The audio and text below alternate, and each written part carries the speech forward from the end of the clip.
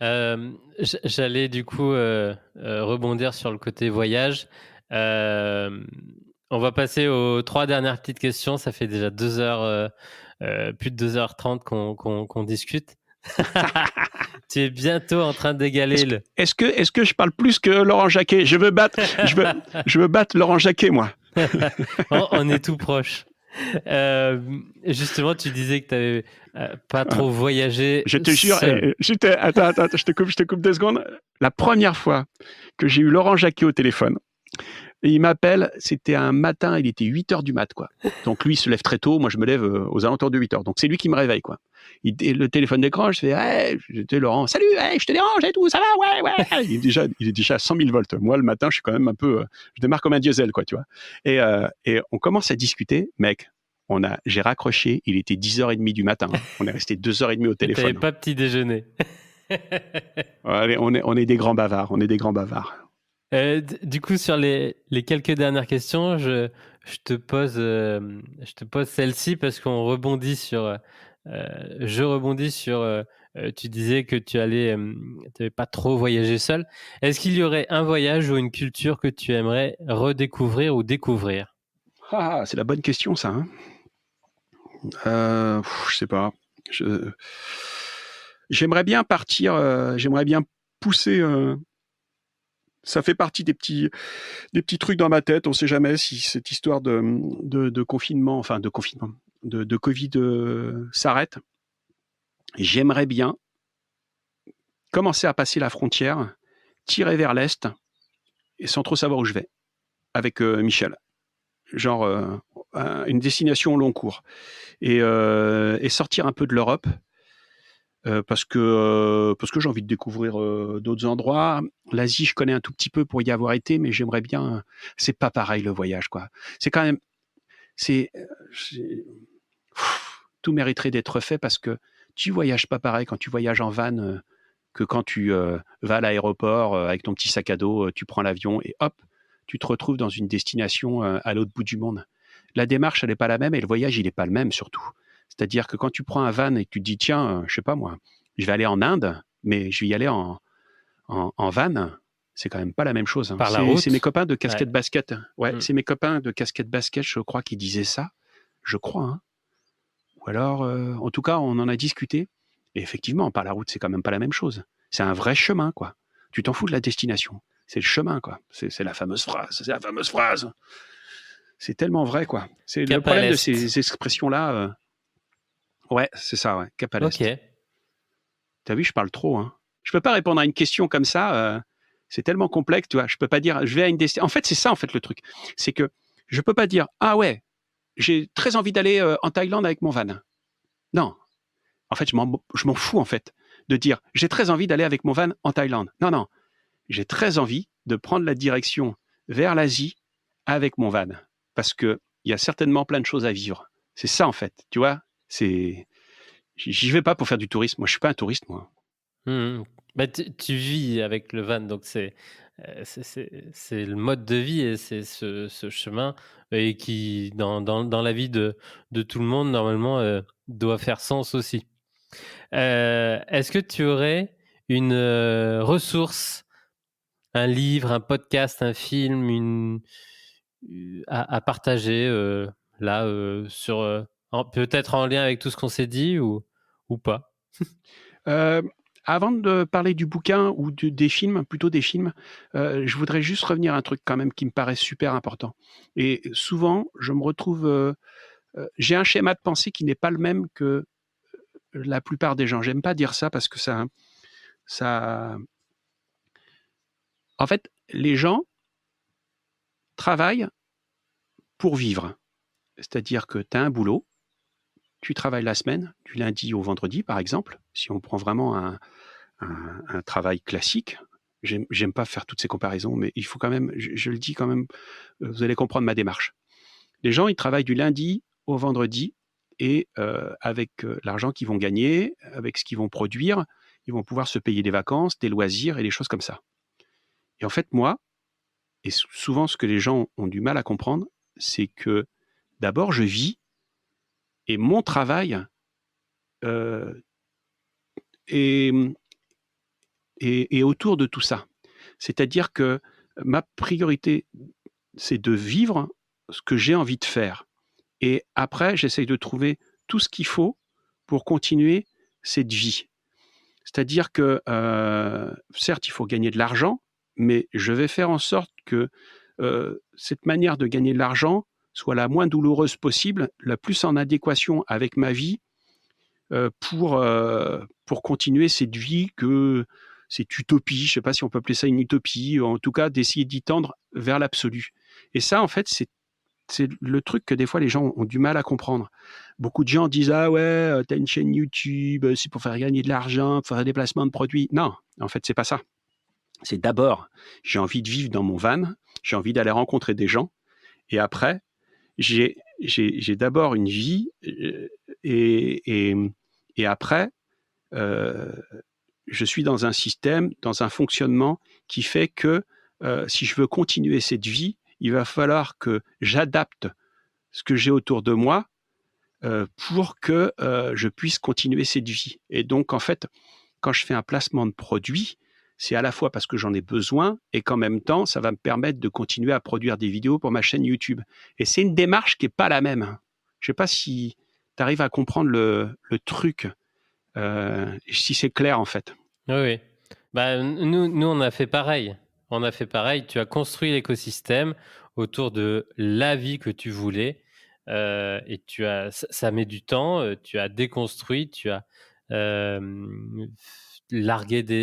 coupé des pans, des pans de vie, des amarres. Et c'est cet écosystème que tu as construit. Exactement. Et je trouve que c'est hyper important en fait de le préciser. Est-ce que tu peux nous partager une ou plusieurs ressources, livres, podcasts, films? Alors, je suis pas très bouquin malheureusement. J'ai plus une éducation visuelle et livres et autres. Et alors on va parler cinéma. Hein. On va parler cinéma. Les incontournables. Je pense que je crois qu'un des premiers films qui m'a vraiment, je l'ai vu très très tard. Mais c'était bien de le voir très très tard parce que je pense que ça m'aurait pas parlé si j'avais été jeune. Je pense que c'est comment ils s'appellent les bikers là qui Easy Rider. En fait, j'aime beaucoup ce film Easy Rider parce que il y a plein de scènes dans ce film et il y a plein de métaphores, de choses qui font que même encore aujourd'hui, c'est quand même un film qui a été fait dans les années 60, 70, je crois, enfin 60, 70, et c'est tellement d'actualité. Il y a tellement de choses qui sont fortes dans ce film et qui sont je pense que c'est des choses qui m'ont permis de m'ouvrir l'esprit sur plein de choses, sur un regard différent, sur la société, c'est fou comme il est encore d'actualité. Après, évidemment, je vais rien te dire très original. Hein. Tous les gens qui vivent la van life ou qui sont un peu dans cet état d'esprit, tous les films que je vais énoncer sont vraiment des classiques de chez classiques. Il y a le film de Sean Penn qui s'appelle... ouais, c'est dingue ça, j'arrive pas à retrouver les noms. Into the Wild. Ouais, il faudrait voir Easy Rider, Into the Wild. Pour les familles, il faut regarder Captain Fantastic, qui est quand même génial. C'est l'histoire d'un père avec ses enfants qui est obligé de revenir entre guillemets dans la civilisation parce qu'en fait il vient de perdre sa femme et donc il y a toute une question sur est-ce qu'on peut élever ses enfants en dehors de la société, est-ce que on peut créer une nouvelle vie, une utopie, enfin quelque chose qui fait que c'est super intéressant. Pour le fun et pour se marrer, et qui est très drôle aussi, c'est pas très van life, mais c'est marrant parce que le personnage, en fait, un des personnages principaux, c'est juste un combi Volkswagen. C'est Little Miss Sunshine, formidable. Yes. Little Miss Sunshine, c'est une affiche jaune avec un van jaune et tout. C'est pareil, on est dans le road trip, on est dans tout ça. Dans les films, il y a ceux-là qui me viennent en tête, qui m'ont vraiment marqué dans cette idée de larguer les amarres et de voyager. Je rajouterais du coup juste la casquette podcast. Tu as parlé du film Into the Wild. Il y a un super podcast qui s'appelle Pèlerinage américain, que je vous recommande d'écouter. En fait, Alex est parti 6 mois en voyage aux États-Unis et il s'est baladé en enregistrant les conversations et son voyage, son road trip. Et les 3 premiers épisodes de cette série nous font partager le pèlerinage pour aller visiter, voir le bus de Into the Wild. Ah oui, ils l'ont déplacé d'ailleurs parce que ça c'est le problème aussi, c'est qu'il y avait tellement Et ils de l'ont touristes. déplacé. Ouais. Il y avait tellement de touristes et de gens qui voulaient absolument voir ce bus. Ça, c'est un vrai problème. C'est que tu peux pas faire un truc, si c'est très médiatisé, tout le monde veut faire la même chose après. C'est quand même un truc de dingue. Et peu importe les conséquences et tout, c'est bien que tout le monde ait envie de faire quelque chose, mais pourquoi faire rigoureusement la même chose? Tu vois, c'est ça en fait. C'est pas le fait de faire quelque chose, c'est de faire rigoureusement la même chose. Voilà. Ouais, ils l'ont déplacé ce bus. Je comprends très bien. Ils l'ont déplacé et du coup, il a réussi à y aller juste avant et à dormir dans ce bus. Ouais, super tous ces films. Je crois que j'en connais, mais je crois que j'en ai vu aucun, en tout cas jusqu'au bout.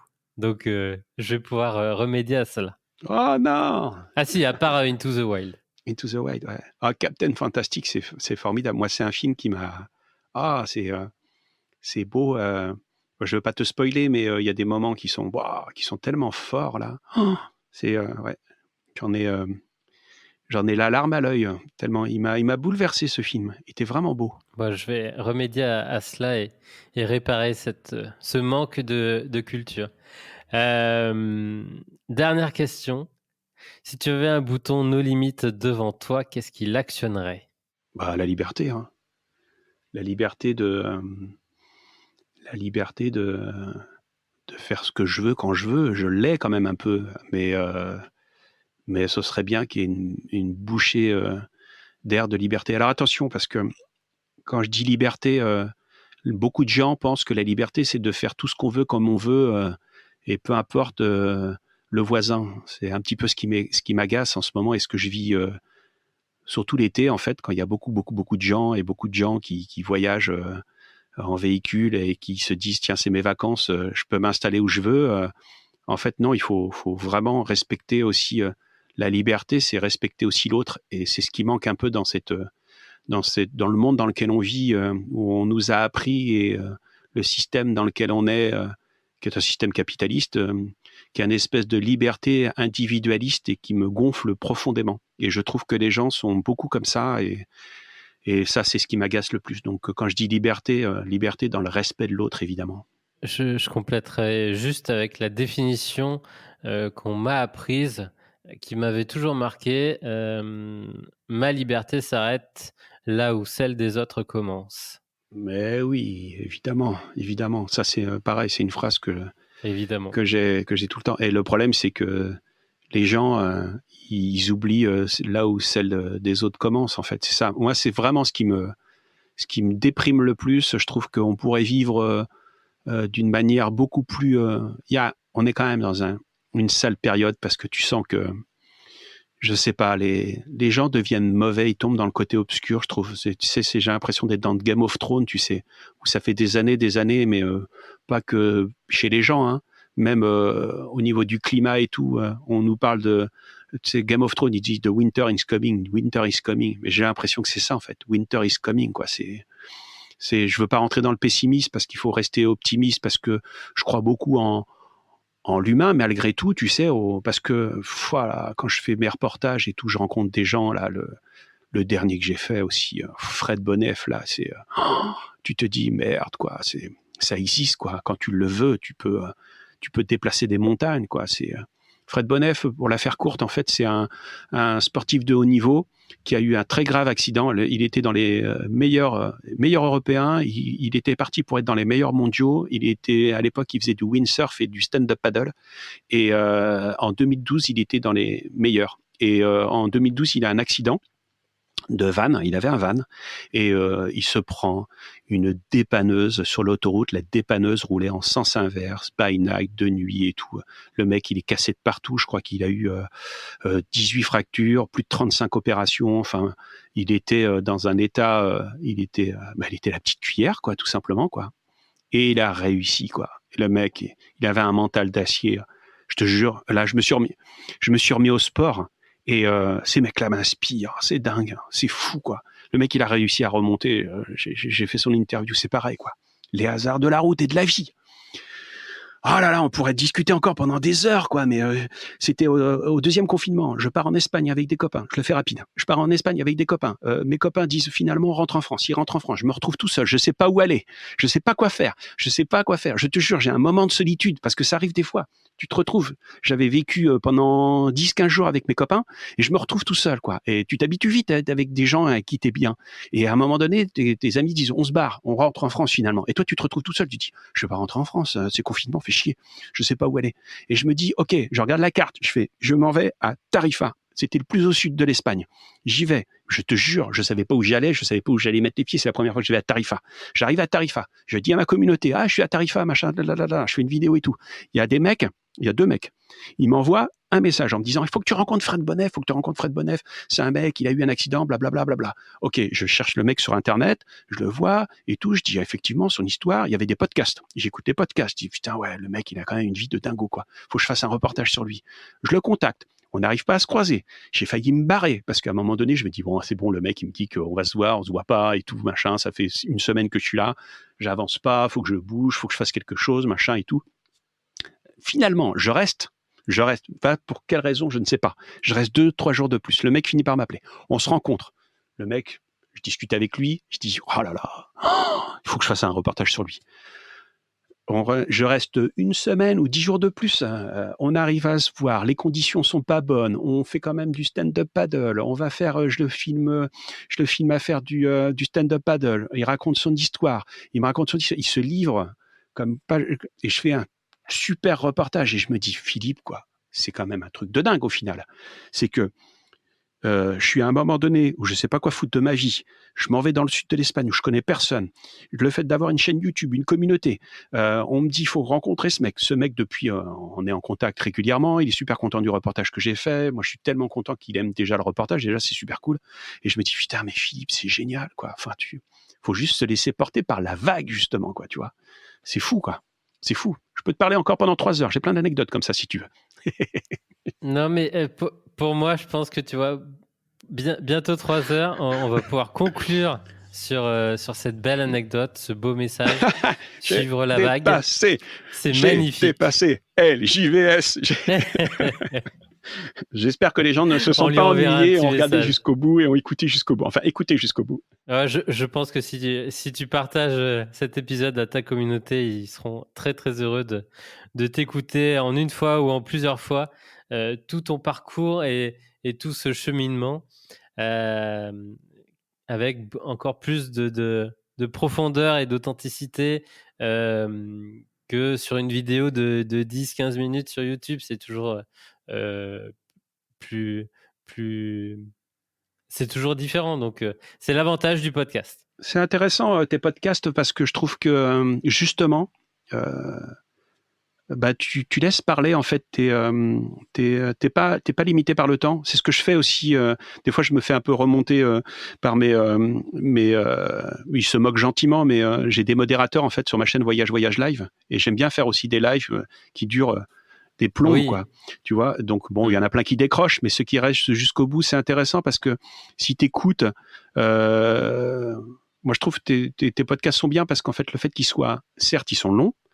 Pour la plupart. Bon, le mien, il est très très long, hein, mais c'était juste un challenge de dépasser le JVS. Non, je déconne. Mais en fait, c'est là, tu laisses parler les gens, en fait, et voilà, et je trouve ça intéressant. Même moi, je suis content parce qu'en fait, j'arrive à la fin de ce podcast et ça m'a permis de dire beaucoup de choses et même moi d'encore mieux apprendre à me connaître, en fait, tu vois. Parce que quand je parle, évidemment, je suis en réflexion, donc si tu veux, ça me permet de... Ça met des mots sur des sentiments et des expériences. Ouais. Et puis je l'ai senti des fois quand j'étais en train de parler, j'avais l'émotion qui montait parce que finalement, ce qui me paraît parfois des petits détails, finalement, sont vachement importants et c'est ce qui me permet de me construire, d'avancer, en fait. Voilà. Merci. Et je vous dois combien ? Un très, très grand merci. Rien du tout. C'est la magie du podcast. Un grand merci à toi, Philippe.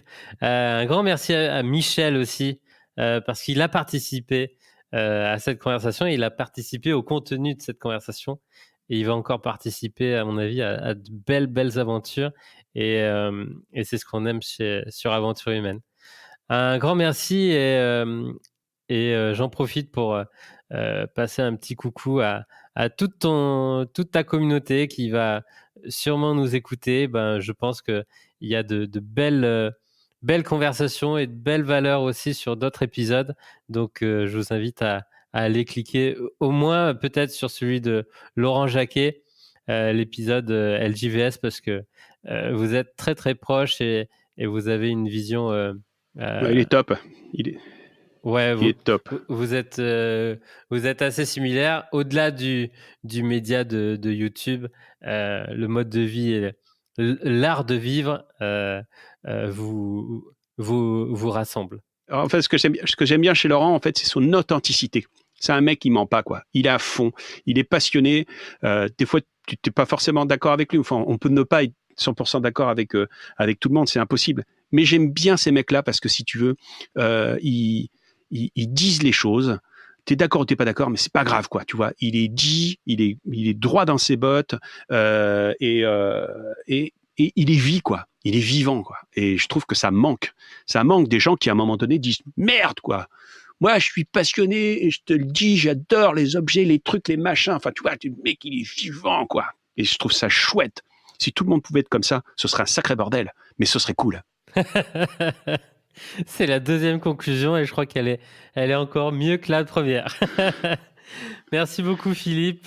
Je vais appuyer sur stop et j'invite tout le monde à aller, si vous ne connaissez pas le contenu de Philippe, commencez par le van tour de Michel, mais commencez aussi à poursuivre par les portraits parce qu'ils sont remplis d'humanité et d'authenticité. Merci beaucoup, Philippe. De rien. Salut, à plus tard. Merci d'avoir écouté un nouvel épisode d'Aventure Humaine. Partage-le, note-le 5 étoiles et commente-le sur Apple Podcast. Ça nous permet de vraiment progresser dans les classements. Et comme disent nos amis québécois, chaque témoignage serait grandement apprécié. On te retrouve donc vendredi prochain pour découvrir le portrait et le parcours d'un nouvel aventurier de la vie. D'ici là, prends soin de toi.